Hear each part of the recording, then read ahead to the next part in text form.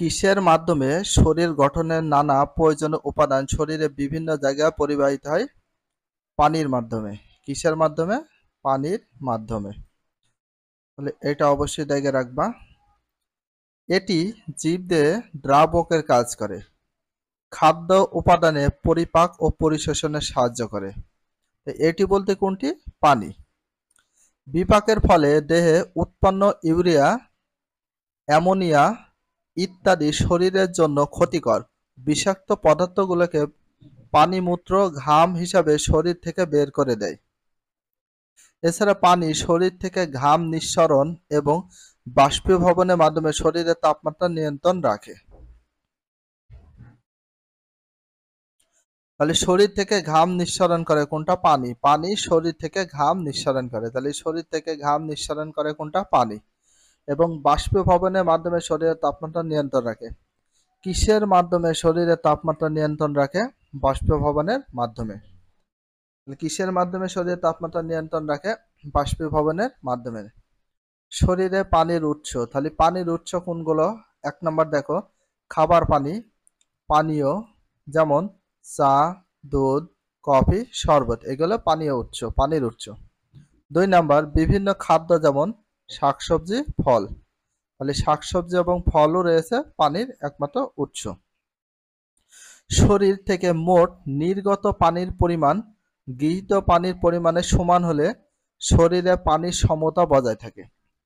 তাহলে শরীর থেকে মোট নির্গত পানির পরিমাণ গৃহীত পানির পরিমাণের যদি সমান হয় তাহলে শরীরে পানির সমতা বজায় থাকে। একজন প্রাপ্তবয়স্ক মানুষের দৈনিক ২ থেকে ৩ লিটার পানি পান করা উচিত। একজন প্রাপ্তবয়স্ক মানুষের দৈনিক কত লিটার পানি পান করা উচিত?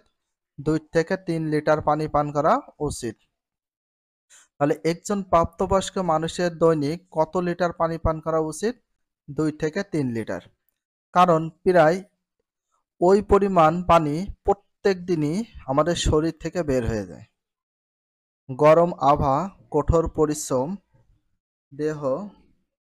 দেহে পানির অভাব দেখা দেয়। তাহলে গরম আবহাওয়ায় আর কঠোর পরিশ্রম দেহে পানির অভাব দেখা যায়। তাহলে দেহে পানির অভাব কখন দেখা যায়? গরম আবহাওয়ায় কঠোর পরিশ্রমে দেহের পানির অভাব দেখা যায়। এই সময় পানের পরিমাণ বাড়ানো উচিত।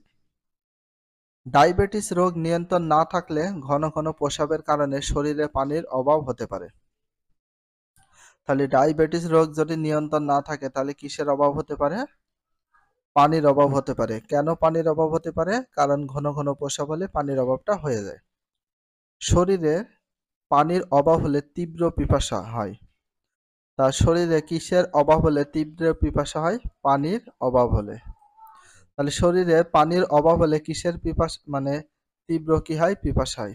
রক্ত সঞ্চালন ব্যাঘাত ঘটে। পানির অভাবে রক্ত সঞ্চালনে কি ঘটে? ব্যাঘাত ঘটে। রক্ত সঞ্চালনে ব্যাঘাত ঘটে কিসের অভাবে? পানির অভাবে। ত্বক কুঁচকে যায় কিসের অভাবে? পানির অভাবে। পানির অভাবে স্নায়ু পেশি দুর্বল হয়ে পড়ে। তাহলে কিসের অভাবে স্নায়ু পেশি দুর্বল হয়ে পড়ে? পানির অভাবে। কিসের অভাবে স্নায়ু পেশি দুর্বল হয়ে পড়ে? পানির অভাবে। দেহে অম্ল ক্ষারকের সমতা নষ্ট করে অ্যাসিডোসিস রোগের সৃষ্টি হয়। দেহে অম্ল এবং ক্ষারের সমতা নষ্ট করে অ্যাসিডোসিস রোগের সৃষ্টি হয়। কি রোগের সৃষ্টি হয়? অ্যাসিডোসিস রোগের সৃষ্টি হয়। শরীরে পানি 10% কমে গেলে সংজ্ঞা লোপ পায়। তাহলে শরীরে কত পার্সেন্ট পানি কমে গেলে সংজ্ঞা লোপ পায়? 10% পানি কমে গেলে সংজ্ঞা লোপ পায়।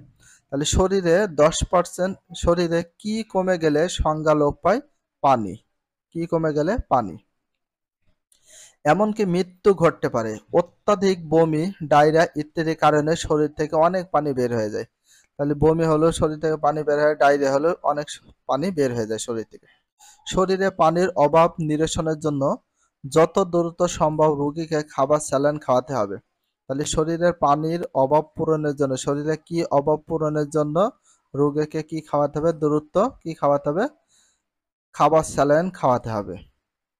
শরীর থেকে যে পরিমাণ পানি ও লবণ বের হয়ে যায় খাবার স্যালাইন তা পূরণ করে শরীরে পানি ও লবণের ভারসাম্য ঠিক রাখে। বাসায় খাবার স্যালাড না থাকলে 1 চিমটি লবণ, 1 মুঠো গুড় বা চিনি এবং 1 গ্লাস পরিষ্কার ফুটানো স্বাভাবিক তাপমাত্রার পানি মিশিয়ে খাবার স্যালাড তৈরি করা যায়। 1.1.6 রাফেজ বা আঁশ। যার নাম আঁশ তার নামে রাফেজ। রাফেজ বলতে কি বোঝায়? আঁশ জাতীয় যত খাদ্য আছে সেইগুলোকে বলা হয় রাফেজ। এখন পর্যন্ত যে সকল খাদ্য উপাদান নিয়ে কথা বলা হয়েছে তার বাইরেও আরেকটি গুরুত্বপূর্ণ খাদ্য উপাদান হচ্ছে রাফেজ। তাহলে এ পর্যন্ত যত খাদ্য উপাদান কথা বলা হয়েছে, এবার হচ্ছে আমরা দেখব রাফেজ।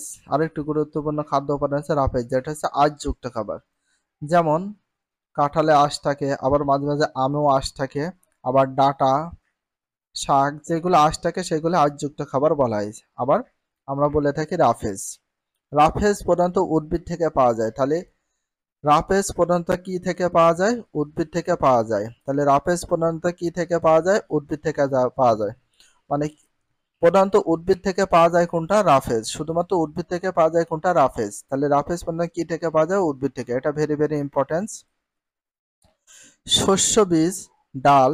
শস্য আছে, বীজ, ডাল, আলু, খোসা সমেত টাটকা ফল, শাকসবজি রাফেজের প্রধান উৎস। তাহলে রাফেজের প্রধান উৎস কি কি আছে? শস্য, বীজ আছে, ডাল আছে, আলু আছে, তারপর খোসা সমেত টাটকা ফল আছে, আবার শাকসবজি আছে। এইগুলো রাফেজের প্রধান উৎস। এগুলো ছাড়াও শুকনা ফল, জিরা, ধনে, মটরশুঁটি প্রভৃতিতে বেশ ভালো পরিমাণ রাফেজ পাওয়া যায়।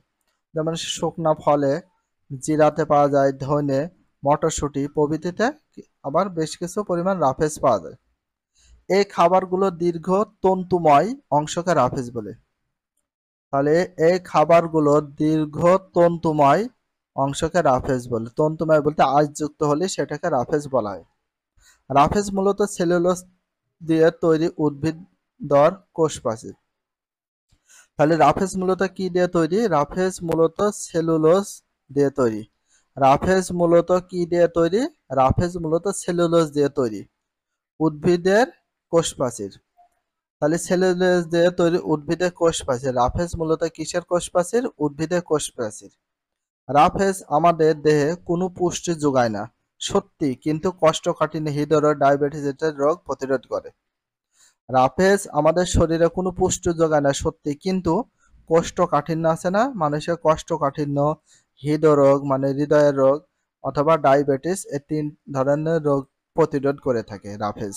ভিডিওটি এখানে শেষ করছি। যদি ভিডিওটি ভালো লাগে চ্যানেলে সাবস্ক্রাইব করে ফলো করে দিও, তার সাথে একটা লাইক এবং একটা কমেন্ট করে দাও। নেক্সট ভিডিও পাওয়ার জন্য অবশ্যই বেল আইকনটা অল করে রাখো, যাতে নিউ ভিডিও আপলোডের সাথে সাথে সর্বপ্রথম তোমাদের কাছে নোটিফিকেশনটা পৌঁছে যায়। If you love this video please subscribe my channel, like, comment, share, hit the bell icon for getting next video.